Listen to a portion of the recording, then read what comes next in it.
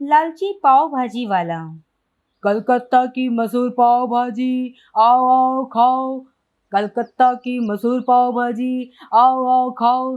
अरे ओ भाई बहनों, टेस्टी पाव भाजी खाओ। अरे भाई साहब, बोलो कितनी प्लेट लगाऊं? भाई अकेला आया हूँ तो एक ही प्लेट लगाओगे ना यार। अरे भाई एक बात तो बताओ, तुम्हारा ये ठेला तो मैं कई सालों से देख रहा हूँ। तुम्हारी पाव भाजी कलकत्ता कब होकर आ गई भाई? अरे भैया, ये पाव भाजी नहीं, मैं कलकत्ता जाकर आया हूँ। वहाँ पूरे 6 महीने एक होटल में काम सीखा था। पूरा दिल लगाकर पाव भाजी ही बनाना सीखा है। आपने मेरे बाबा को यहाँ ठेला लगाते देखा होगा। मैंने तो बस अभी अभी काम संभाला है। हाँ हाँ, जानता हूँ। तुम्हारे बाबा को भिकू नाम है ना उनका। कई बार उनके हाथ की पाव भाजी खाकर आया हूँ। मुझे तो उन्हीं के हाथों वाला स्वाद चाहिए। ये कोलकाता वोलकाता ये मुझे कुछ पता नहीं है। आप बिल्कुल भी चिंता ना करो भैया। ऐसी पाव भाजी खिलाऊंगा आपको कि हर दिन खाओगे और मेरे ठेले पर ही खाने आओगे। ये लो, खा के देखो और पसंद ना आए तो कहना। इतना कहकर राम ने ग्राहक की तरफ गर्मा गर्म पाव भाजी की प्लेट बढ़ा दी और फिर हाँ भाई भैया, अब बोलो मजा आया ना खाकर? अच्छी तो है, पर सच कहूँ तो तुम्हें कलकत्ता जाने की बजाय अपने बाबा से ही पाव भाजी बनाना सीखना चाहिए। वैसे भी अभी भी कुछ नहीं बिगड़ा है। वापस वही स्वाद ले आओ तो कलकत्ता से लोग आएंगे तुम्हारी पाव भाजी खाने। अरे भैया, बड़े मजाक करते हो तुम तो। उस ग्राहक की बात पर राम ने ज्यादा ध्यान नहीं दिया, क्योंकि सच तो ये था कि राम कभी कलकत्ता गया ही नहीं और पाव भाजी बनाना उसने अपने बाबा भीकू से ही सीखा था। और भीकू की बीमार पड़ने की वजह से ही राम को ये सारा काम संभालना था, जिसे उसे मेहनत से ज्यादा तरकीब लगाने पर विश्वास था। क्या रे राम, आज भी सारी भाजी बचा लाया? आखिर क्या बात है? तू ठेला ठीक से लगाता है या नहीं? बाबा, आपकी सौगंध, पूरा दिन धूप में खड़ा रहा, लेकिन मुश्किल से 2-4 लोग ही खाकर गए। ऊपर से चिल्ला चिल्ला कर मेरा गला फट गया है। तो जरूरत ही क्या थी इतना हल्ला मचाने की? मैंने तुझे कितनी बार समझाया, पाव भाजी के स्वाद पर ध्यान दे, मसालों को धीमी आंच पर भून और सब्जियों को भी खूब अच्छे से पका और पाव भी रोज के रोज एकदम ताजे बनाया कर, तब जाकर लोग तेरी पाव भाजी पसंद करेंगे। ओफो बाबा, जीवन भर आप ऐसे ही मेहनत करते रहे और क्या मिला आपको? हम हमेशा गरीब के गरीब ही रहे, अब पहले से ज्यादा गरीब हो गए हैं। तो अब आप मुझे मेरे तरीके से काम करने दो। मुझे सब पता है कि पाव भाजी कैसे बनाना है और कैसे बेचनी है। तुम कुछ नहीं जानते क्या? मैं देख नहीं रहा हूँ क्या? ये भाजी तुमने परसों बनाई थी और आज भी पूरा का पूरा बर्तन भरा हुआ है। देख बेटा, ऐसे काम नहीं चलेगा। तू एक बार मेरी बात को ध्यान से सुन तो सही। मुझे कुछ नहीं सुनना है बाबा, मैंने सोच लिया है। मैं जा रहा हूँ शहर, अब वहीं जाकर अपनी पाव भाजी बेचूंगा। वहाँ भले ही लोग कम खाकर जाए, पाव भाजी का दाम तो बढ़िया मिलेगा। भीकू ने राम को समझाने की बहुत कोशिश की, लेकिन वो तय कर चुका था। उसने भीकू को एक दोस्त के भरोसे छोड़ दिया और खुद शहर जाकर अपना पाव भाजी का ठेला लगाने लगा। शुरुआत में राम का अंदाजा सही निकला। शहर में पाव भाजी का दाम बढ़ाने के बावजूद भी अच्छी कमाई होने लगी और इससे राम बहुत खुश था। फिर एक दिन, सुनिए भैया, आपकी पाव भाजी का रेट क्या है? जी, ये आपके लिए फ्री है। ऐसा क्यों? सबको फ्री में देते हो क्या? नहीं नहीं, सबके लिए फ्री नहीं है, बस आपके लिए ही फ्री है। अच्छा, मुझ पर ये मेहरबानी किस लिए? मेहरबानी जैसी तो कोई बात नहीं है मैडम जी।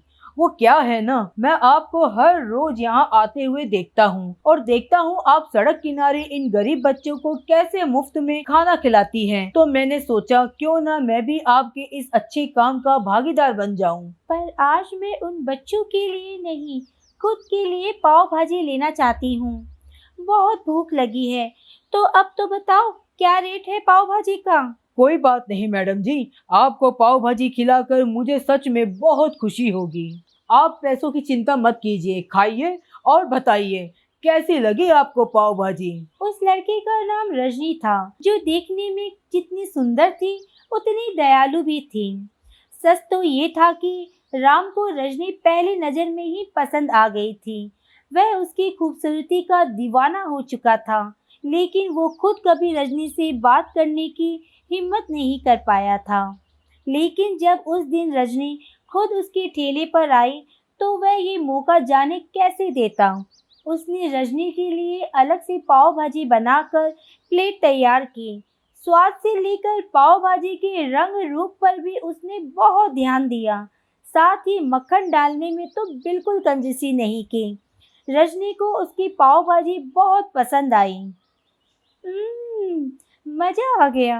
पाव भाजी सच में बहुत ही टेस्टी है, लेकिन तुम्हें तो इसके पैसे लेने ही होंगे। प्लीज मना मत करना। नहीं नहीं मैडम जी, पैसे तो मैं आपसे नहीं लूँगा, पर आपसे एक मदद चाहिए थी। हाँ तो बोलो। मैडम जी, मैं काम जमाने के लिए अभी अभी गांव से शहर आया हूँ, तो आप अपने जानने वालों को मेरी पाव भाजी के बारे में बताइए तो मेरी बहुत मदद हो जाएगी। अरे हाँ हाँ, क्यों नहीं, मैं तुम्हारी मदद करूंगी। मैं एक कंपनी में जॉब करती हूँ। इसके अलावा एक संस्था के लिए भी काम करती हूँ, जो हर रोज गरीब बच्चों के लिए खाने का इंतजाम करती है। मैं तुम्हारी वहाँ बात करवा सकती हूँ, तुम्हारी भी अच्छी कमाई हो जाएगी। इस बहाने बच्चे तुम्हारी पाव भाजी खाकर खुश हो जाएंगे। राम को और क्या चाहिए था। अच्छी कमाई के साथ साथ उसे रजनी का साथ भी मिल रहा था। रजनी बहुत दयालु थी। वह किसी स्वार्थ के बिना राम की मदद कर रही थी, इस बात से बिल्कुल अनजान कि राम के मन में उसके लिए क्या चल रहा था।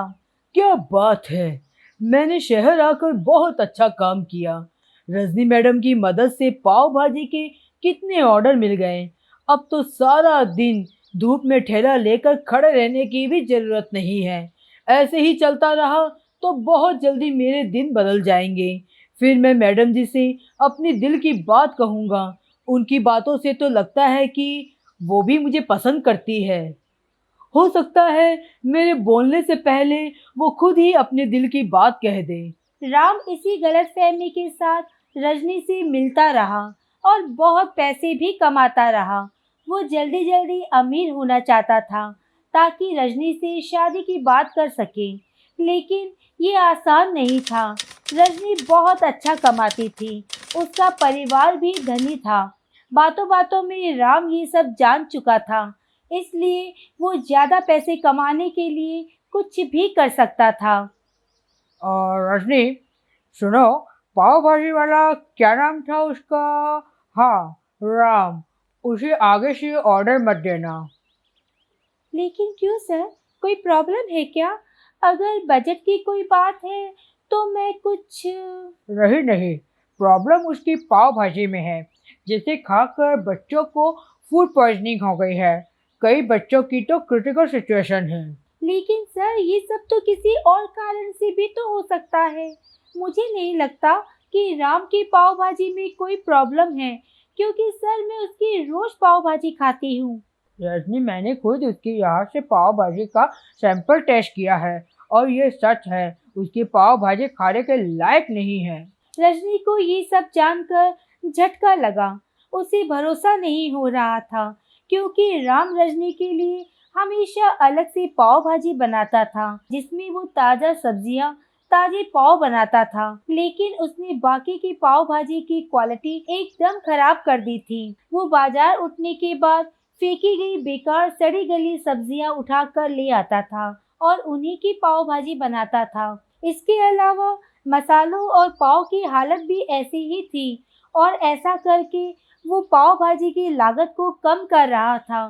फिर चाहे नतीजा कुछ भी हो, राम को लगा सड़क किनारे रहने वाले गरीब बच्चों की कभी भी उसकी पाव भाजी को लेकर उसकी कोई शिकायत नहीं करेंगे। लेकिन अब रजनी के सामने सच आ चुका था। जिसे जांचने के लिए उसने खुद राम के पास से गरीब बच्चों के लिए लाई हुई पाव भाजी खाकर देखी। और फिर रजनी मैडम कहाँ है? कई दिन हो गए, वो दिखी नहीं और आपकी तरफ से पाव भाजी का ऑर्डर भी नहीं आया। पाव भाजी का ऑर्डर?